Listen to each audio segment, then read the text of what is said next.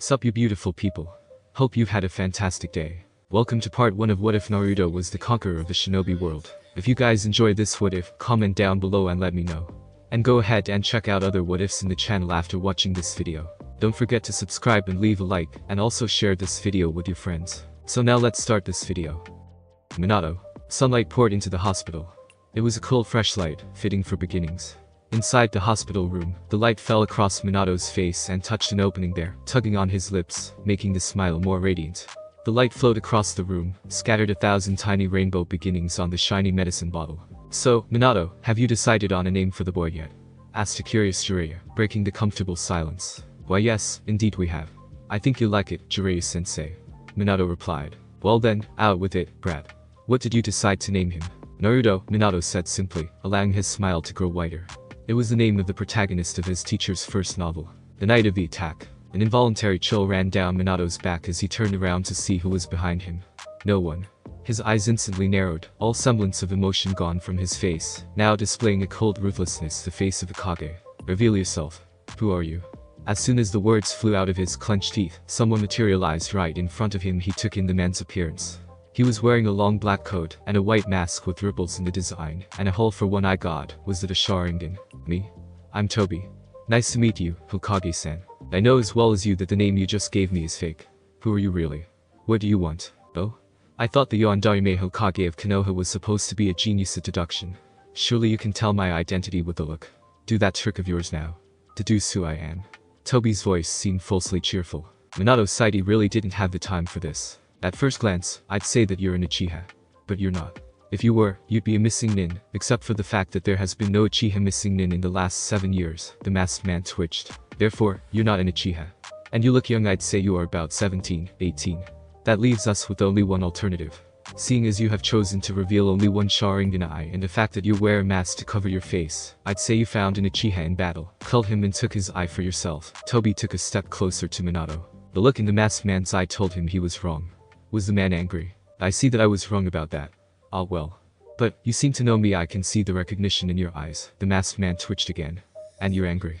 I could go on, but I don't really have the time to squabble with a kid right now. I suggest you go back to wherever you came from before you get hurt. The masked man started laughing. It was a burst of maniacal, insane laughter, the laugh of someone who has lost everything. Very well done, Hokage-san. You're still the same as ever. I am the tiniest bit disappointed, however.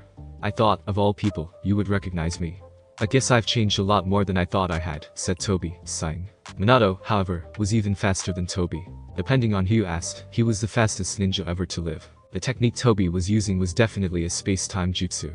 He knew it would be hard to fight against this strange jutsu, but he'd observed that Toby needed about 2 seconds before he performed the technique again.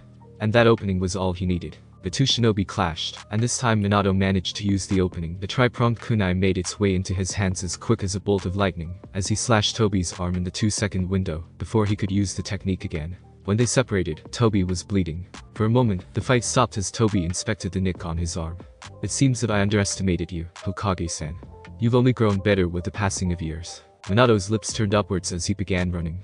Again the two clashed, and again, and again. It wasn't until 10 minutes had passed. Lasting 10 minutes against the fastest ninja in the world was a feat in and of itself, that Minato was able to find an opening to use again. He threw the kunai, both of them close. His Rasengan passed through his shoulder. I won. Suddenly Minato disappeared, grabbing the kunai in mid-air before he slammed his Rasengan on his back, causing an enormous crater. Minato looked around to see Toby clenching his right arm before it started falling on the ground, and instead of blood, white goo came out of it. The masked man was about to run away when Minato teleported in front of him and slammed his hand on his chest. Contracts seal. Back in the battlefield, Kurama was finishing his tailed beast bomb when the Sharingan in his eyes slowly disappeared. Before the bomb was launched at the village, he raised his head upwards in the last second, throwing the bomb in the air. After a few seconds, the bomb exploded, causing a bright light that illuminated the entire arena around the Hidden Leaf village and beyond. Suddenly, a massive wind wave came through the village so strong that some small trees were ripped apart. To his surprise, the third Hokage opened his eyes again after the light was gone, but Kyuubi wasn't there anymore. The only thing was an enormous crater where Kyuubi had stood. Minato. Outside Konoha. The loud cries of a baby could be heard in the darkness of the night, his blonde hair, blue eyes, and 3 whisker marks on each cheek. Naruto, a voice suddenly said, looking down at his son. How it had gone so wrong, he didn't know. The masked man had attacked them out of nowhere. He wore a mask and had short dark hair and Sharingan. The man looking down at the baby had long blonde hair that reached his shoulders. His wife, Kushina Uzumaki, was close to him. "I'm sorry, Kushina, but I couldn't control anything." The voice of the giant fox behind them was heard. Kushina turned her head to look at him. She smiled sadly and shook her head. It wasn't his fault. The master had taken over Kyuubi and then summoned him in the middle of the village. He had started killing and destroying everything on his way until Minato cancelled his seal contract, but the damage was already done. Minato then takes Kushina, Naruto, and Kurama away from the village to seal him inside Naruto. Kushina didn't have that long because Kyuubi was extracted from her. Despite being an Uzumaki, she knew her time was coming. Her legs were feeling weaker. "Mina-kun, you sure about this? We both know how Jinchurikis are treated," Kushina asked, afraid that Naruto wouldn't have a happy childhood. He would already have a hard life because he wouldn't have his parents to raise him, advise him, and see him have his first steps, his first word, and tell tales when he's scared. But worst of all, the grief for their lost ones would probably blind them and be harsher to their baby boy. Naruto was only a few minutes old, and he might be treated harshly because of grief. Minato looked at her with sadness. He was thinking the same thing, but he had no choice. I can't tell someone else to sacrifice their children, and who better than the Hokage of the village to seal Kurama. He glanced down at Naruto, who looked to be sleeping. "I trust Hiruzen, he will take care of him, and the same for Jiraiya-sensei," he answered to convince her that everything would be alright, but at this point, he wasn't sure who he was convincing. After that, he turned to Kurama, whose gaze was at Naruto, and his eyes showed shock. The fourth Hokage didn't know why the big fox looked at Naruto with a shocked face, but didn't have time to ask. Minato took a deep breath. "Take care of Naruto, Kurama. I believe in you," Minato stated. The giant fox turned to him and nodded his head and then turned to Kushi. He kneeled close to Naruto and touched his whiskers. "Even if no one cares for him, I will always be there for him," Kurama promised. That brought a big smile to Kushina's face, who shed tears and turned to Kurama. "Thank you for being my friend, Kur," she said smiling, and the big fox smiled back. Minato then did a few hand signs to bring Shinigami. "What do you want, mortal?" the Reaper asked, his tongue licking his big knife. Minato was panting and turned to look at him with no fear in his eyes. "I want you to seal Kyuubi inside Naruto," Minato demanded, showing no fear to the Shinigami. The Shinigami narrowed his eyes before nodding. Slowly Kurama shrank inside Naruto, who was still quietly sleeping. In his stomach formed a seal that looked like the Uzumaki symbol, a spiral. "You have a few minutes," Shinigami stated. Minato managed to smile slightly before slowly walking up to Naruto, who was in Kushi's arms. She was rocking him in his arms. Tears rolled down her cheek. His eyes turned to look at Naruto's palms and noticed the sun in his right palm, and he turned his eyes to his left palm to see a moon.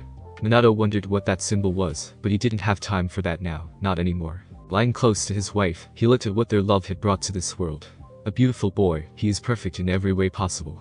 His hand slowly reached Kushi's red hair, his thumb touching her soft and beautiful red hair. Kushina kept looking at Naruto. She didn't want to believe that their time was limited. How much she wished that she and Mina-kun could stay like this forever.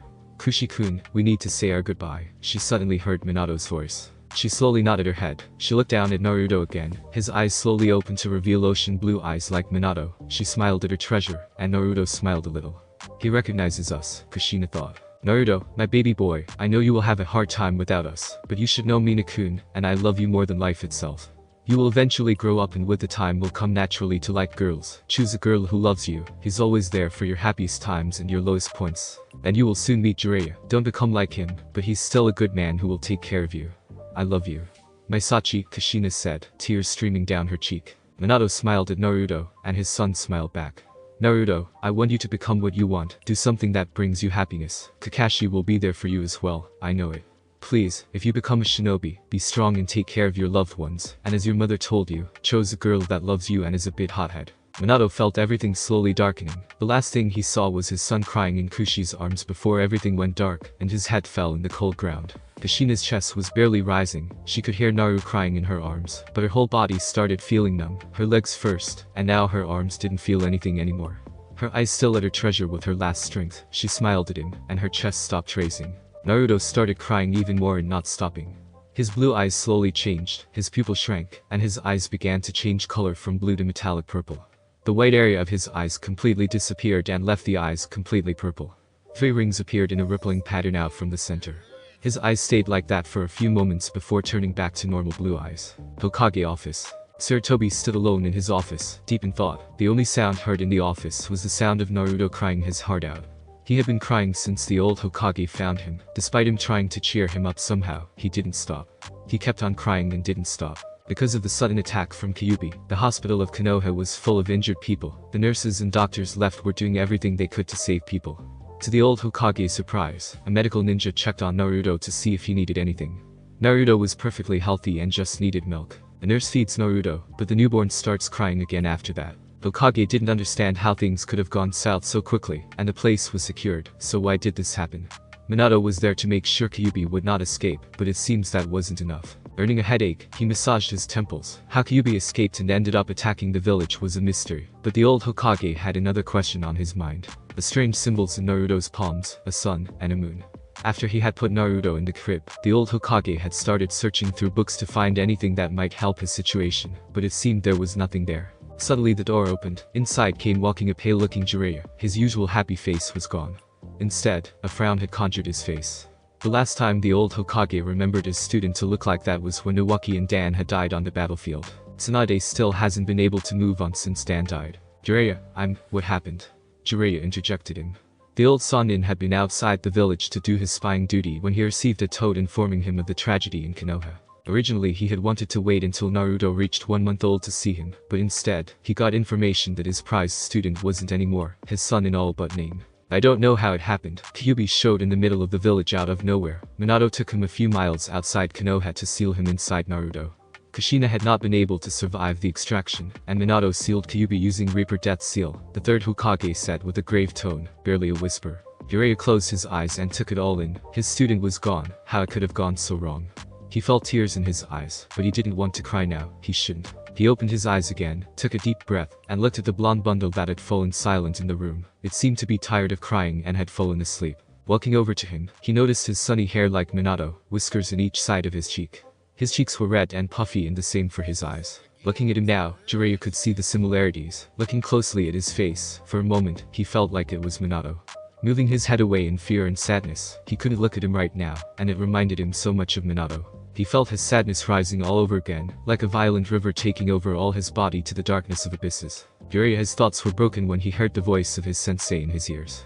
Pinching the bridge of his nose and wiping away unshut tears, he turned his head around, almost feeling heavier. Jiraiya. I know how you feel. The Sannin wanted to say that he didn't, but remembered that his wife had been killed in the attack and kept his mouth shut. But Minato chose you as the godfather of Naruto. You're his guardian, and I want to know what will you do? The third asked quietly, hoping he wasn't rushing, and Jiraiya wasn't felt pressured to make a decision so soon.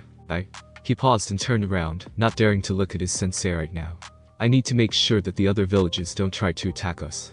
Kumo and I will think of this as an open invitation to war, and my job is to protect him, he stated, pointing at the newborn. And I will. From outside. To make sure no enemy village will attack Konoha, Jiraiya finished as if trying to convince himself more than the Hokage. Sighing, he knew they needed what Jiraiya was implying. Very well, but I hope you return soon, Hokage said, and Jiraiya nodded his head after a moment of hesitation. Leaving the office almost in a hurry, the old Hokage heard Naruto start crying again. Council room. The same night, Naruto was fed by the nurse again, checked again to make sure he was healthy after a lengthy check. The nurse said that the baby was as healthy as a baby can be, much to Sarutobi's surprise. She said she had never seen a baby more healthy than Naruto. A meeting was called to discuss what they had lost, the cost to rebuild the village, and the empty place left to the Hokage. The fox was gone, non-existent like it had never been there. The Yondaime was gone as well, and his spirit departed for the belly of the Shinigami. He left behind a wife who followed him into the abyss and a son only a few hours old that he had entrusted to jail the most fearsome of beasts. Truly, it was a sad day in Konohagakure. Old Sarutobi, the Sandaime Hokage, stood with a tiny blonde baby in his arms. The babe slept soundly, unmindful of the gathering of elders that were assembled to decide his fate. Sarutobi did not know why the fools had even gathered. The boy's fate was already decided, and Sarutobi meant to keep his destiny unaltered. He listened as the council bickered back and forth, some for killing the baby, some for saving it, honoring the wishes of their dead Hokage. This was a trying time for the village, and patience ran thin, even for one of infinite patience like Sarutobi. He'd never had to raise his voice before to get the point across. One does not attain the title God of Shinobi by being loud and spontaneous. Ninja is calm, collected, silent, and deadly. All these things encompassed what Sarutobi stood for. What set him apart from the pack was his high level of intelligence. And that intelligence would grant him a successor and save the village in this time and in future times. No one noticed as he rose from his seat, the babe still sleeping peacefully in his arms. Enough. Be silent. The room quieted immediately, and even the tiny bundle in his arms woke and stared at him reverently. But no sound did it make. He smiled down at the blonde wonder, and then turned his gaze back to the council. I have sat and listened to your nonsense long enough. This child will not be slain. He will not be made into a mindless weapon. He will not be used. He is a child of Konoha, and he holds within him the most powerful of beasts. He deserves our respect above all. A nameless council member, one of the civilians, rose. But Lord Hokage, the Kyuubi could break free at any moment. Knowledge of the seal says that his soul is bound to the boys, and that upon the boy's death, it will die with him. Would it not be best to kill him now and avoid any future issues? Sarutobi narrowed his eyes at the civilian and spoke in a level voice. This child shall not be killed. His own life is a sacrifice. Even if the Kyuubi dies, he will be reborn again after 9 years in the same place he died. The Yondaime chose him to hold the Kyuubi, and he believed that his people would see this boy for what he is. That said, many of the civil council pale at the thought that Kyuubi would return. And what is he? Someone asked. A hero. A Jinchuriki. He is a living sacrifice and a living testament to a human's tenacious hold on life. I will ensure that this boy serves Konoha. I might love the people of this village, but if the leaders themselves can't tell the difference between a harmless child and the most murderous of all demons, then how can I trust the villagers to let him live a peaceful life? He lifted the child and held it out for all to see. The blonde babe giggled and flapped its arms merrily. Sarutobi allowed a small smile to cross his face. Now then, look upon this child and tell me where the malice is. Where is the unbridled hatred and rage that the Kyuubi exuded? Where is a fear that should be present in all of you if he were the Kyuubi? But it could be a trick of the Kyuubi to lure us into false hope. It could be pretending to be harmless. Sarutobi frowned and wrapped the baby back up in his swaddling clothes. And how exactly is that child different from any other newborn? What newborn doesn't look upon the world with wondering eyes? This baby has been born into a cold, harsh world on the worst night of our village's history. He will be ostracized and hated if he mingles amongst the villagers, and I will not have that. I will ensure the boy grows to be a ninja of exceptional quality. I will ensure that he is pure of heart and loyal to the village. And how do you mean to ensure all that? I will be busy in my job as the Hokage, but I will visit him every now and then, making sure he's happy. Hokage responded to Danzo, who glared at both the old Hokage and the newborn weapon. Hiruzen had decided to keep a secret about the weird symbol in Naruto's palms, and he didn't need more attention than he already had. A man from the clan head stood up. The man was known as Fugaku Uchiha. Lord Hokage, let me raise Naruto. The Uchiha clan would welcome him with open arms. Fugaku spoke with a neutral tone. At first, he wanted to mention that Kushina was a good friend of his wife, therefore, she would be more than happy to raise Naruto, but he wasn't sure yet if the old Hokage would reveal to everyone who Naruto's parent were. Danzo narrowed his eyes while Hiruzen's facial expression didn't change from the outside. No. If I were to give Naruto to any clan, their power and influence would increase, therefore breaking the balance in the village. Naruto will be raised in an orphanage, Hiruzen stated, ignoring the glare of Danzo. Fugaku sighed, disappointed since he could be a good friend with Sasuke, but decided to keep his mouth shut. Sitting back in the chair, Sarutobi decided to end the meeting. This meeting is over. Sarutobi spoke and left the room with Naruto, who was sleeping. Walking outside, Shikakunara shook his head in disappointment. He turned to his friends and gestured for them to follow him out. Everyone left, and Danzo quickly reached his office. Closing the door, he snapped his fingers, and 2 weapons kneeled in front of him. I want you to spy on Naruto Uzumaki, blonde hair, 3 whiskers in each cheek, newborn, the Jinchuriki of Kyuubi. I want any valuable information, Danzo stated, and they both left as if they were never there, to begin with. Soon he will be mine. The sun blazed bright gold through the open windows of the Hokage's office. Summer warmth threaded its way even into the deep ravines of Sarutobi's wrinkled hands, easing the aches of worn joints and the onset of arthritis. Though he was faced with a mountain of paperwork 3 hours high, the Sandaime Hokage of Konohagakure spared a moment for the joy of a summer afternoon. He breathed in the scent of heated earth and leaves, a faint tinge of wood smoke, a whiff of compost. Even the sounds of his village floated upon the gentle breeze. A laugh here, the clatter of a cart there. A light rap on his office door. Come in, he called out, straightening the official hat where it lay, abandoned, on his desk. A tall man slid into the room, moving as if neither gravity's decree nor the limitations of joints and bones applied to him. The handle of a sword protruded from behind one shoulder. Hokage-sama is Naruto, the Anbu spoke, and the third flinched before immediately leaving through the window.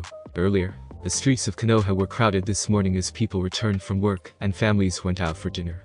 The murmurings of the crowd and its footfalls were loud as they were carried over the rooftops. In a small alley, a little nook of isolation, sat a young boy of 5 or 6 staring out at the crowd with a pair of sad-looking blue eyes. He had a home of sorts. A small apartment where he lived alone. But he didn't like it much there. Sitting on his bed alone and in silence was unbearable for him. For some reason, he preferred to sit as he was now. He was watching and listening to the crowd of people from a distance. Sometimes he would walk in the crowd pretending he was one of them. He would have switched places with any of them if he could. If he walked next to someone for a bit, he could almost imagine he wasn't alone. but the look in the eyes of the crowd when he was out in the open was just as bad as being alone in its own way. Those eyes made him feel cold, and the warmth people had just shown on their faces drained away when they noticed his presence. It felt as though he had done something wrong, but he could never guess as to what it was. Even now, as he sat watching, a few people passing by would notice him, and he could instantly feel the chilling effect of their impersonal eyes. He ducked his head into his arms to avoid them. It was his only defense. "What are you doing in there all by yourself?" The boy looked up quickly, surprised by the kindness in the man's voice. It was an older man with graying hair at the temples who had spoken. His face held a pleasant smile, the kind of which the boy had often seen but never actually received. Words escaped the blonde child in this unfamiliar situation. He merely just looked on as the man took a few steps into the alley, so he could get a better look at the child in the dim light. "Are you alone? What's your—" The man stopped in mid-step, recognizing the boy. The smile vanished from his face, and his jaw took a hard line as he struggled internally. The boy felt a chill crawl into his heart as he saw the kindness and warmth dissipate before him. Again he wondered why. The man took a step back, his eyes clouding. "It's you. I hope you feel every pain you brought to this village." He could only blink and watch as the scenario repeated itself.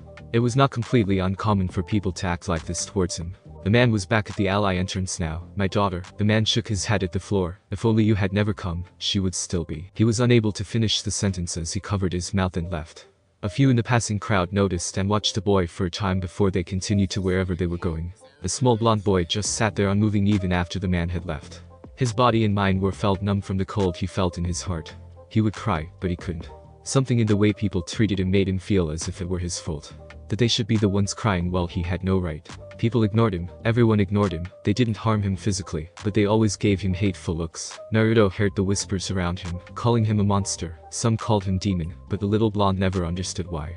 Despite no physical harm, the glares and the words and the loneliness he felt every day was worse than any harm he could receive. He was kicked from the orphanage when he reached 4 years old and forced to live in the streets, until a Nanbu with a dog mask found him. The following day, the Hokage gave him a place to live, a roof above his head to live alone. The Hokage was kind, but whenever he asked him, "Who were my parents?" he would answer him that they gave their lives for the village, but nothing else, just a vague answer with no real meaning behind it. Other times he would try to change the subject, but Naruto noticed all that. He could feel that the Hokage lied to him, but he was the Hokage and not him after all. Compared to him, he was just a child with no people to look after him, with no power to protect himself. Naruto was only a little kid with no one around, no one to call Tu-chan, no one to call Ka-chan, no one to call family, no one to love him. The word itself felt strange to Naruto. He knew what it meant, but at the same time, he didn't. He had tried a few times to talk to children of his age, but their parents would always pull them away, telling them that Naruto was nothing but trouble. Naruto had wanted to read books to pass the time, but the orphanage made sure to never allow his books until 3 months ago. Naruto didn't even know how to read or write. Learning how to read and write felt like the best day for Naruto.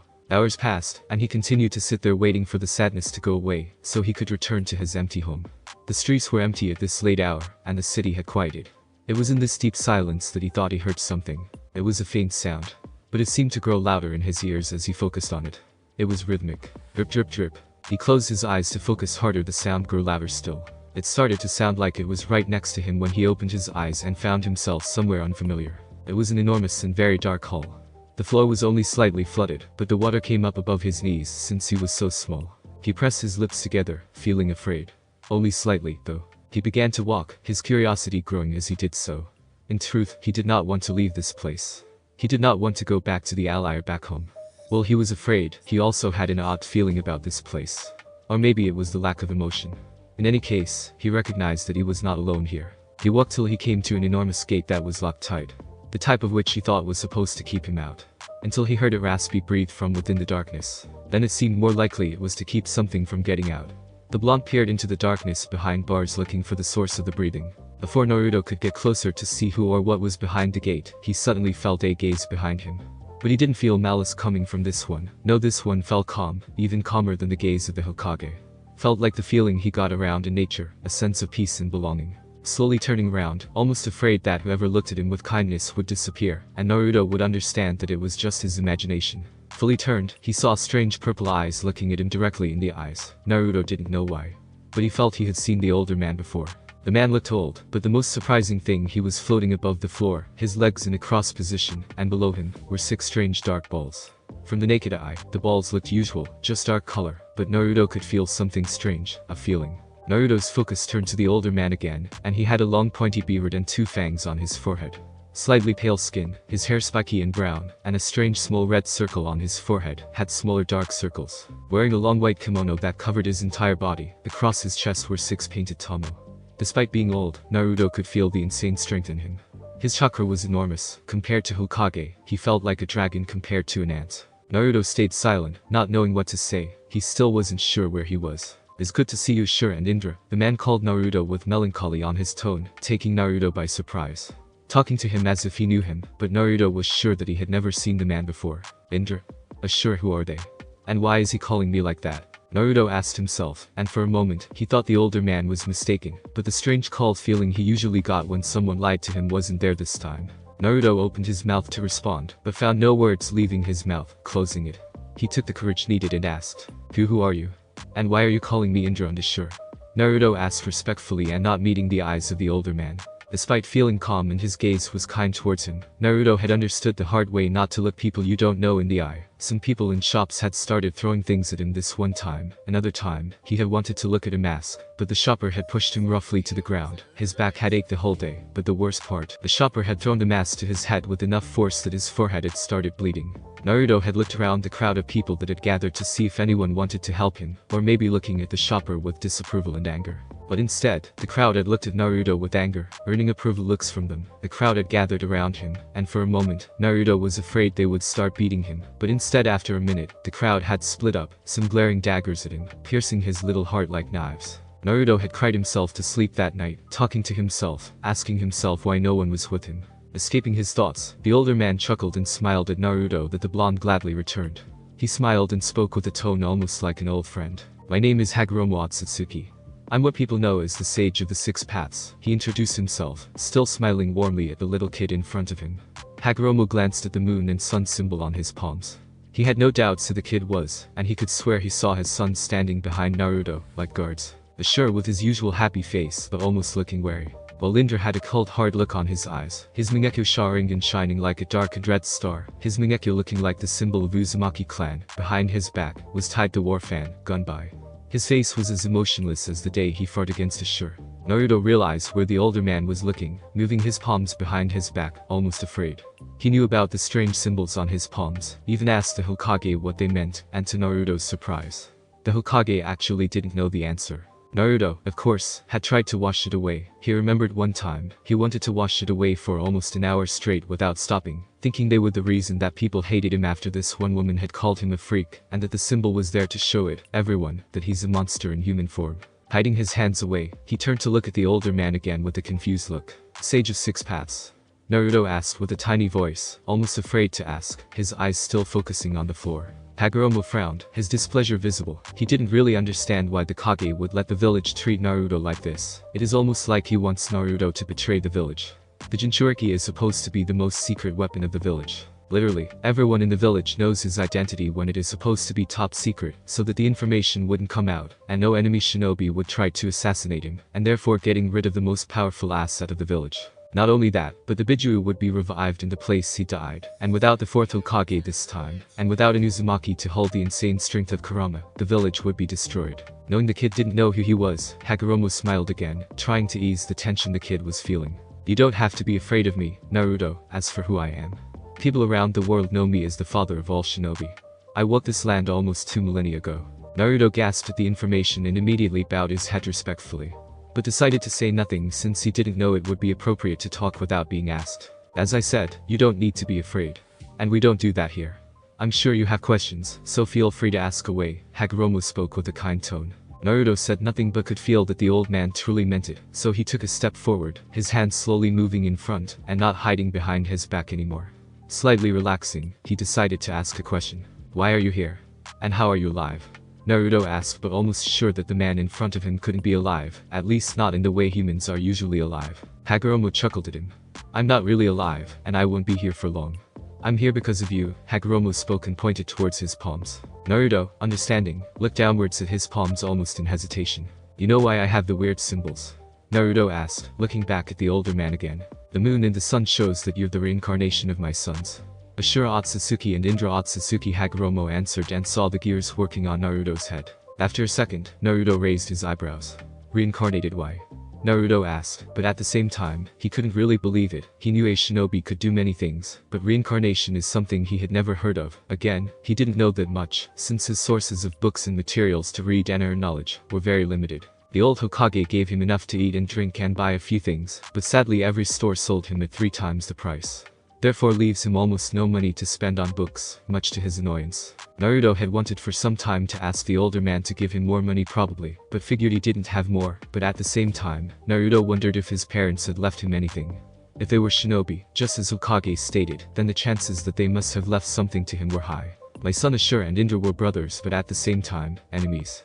My son Ashura believed that people working together is where the true strength comes from, while Indra believed that only your own strength mattered. After I announced that Ashura would be my heir, my other son Indra betrayed us and started a war that never ended. My son Indra was reincarnated again in Madara Uchiha, and my son Ashura was reincarnated in Hashirama Senju. They fought each other, continuing the war. He stopped with pain in his eyes, and looked directly at Naruto's eyes. Until you were born, he finished with a hint of relief and pride in his tone.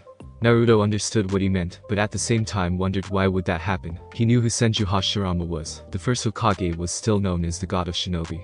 He had never heard of Uchiha Madara, but he must have been strong from what Hagoromo told him.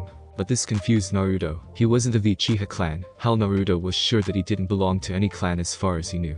He had the name Uzumaki, but no clan in Konoha had that name, and no one said anything about an actual Uzumaki clan. And he was dead sure that he didn't belong to Senju clan, so why would they be reincarnated in him? As if he could read his mind, Hagoromo raised his hand and spoke. The reason why is because you are a child of Uzumaki, Senju and Uchiha clan. Just like me, Hagoromo stated with a smile. Naruto was shocked, and his eyes widened. He instinctively took a half step back from Hagoromo. What, that's impossible.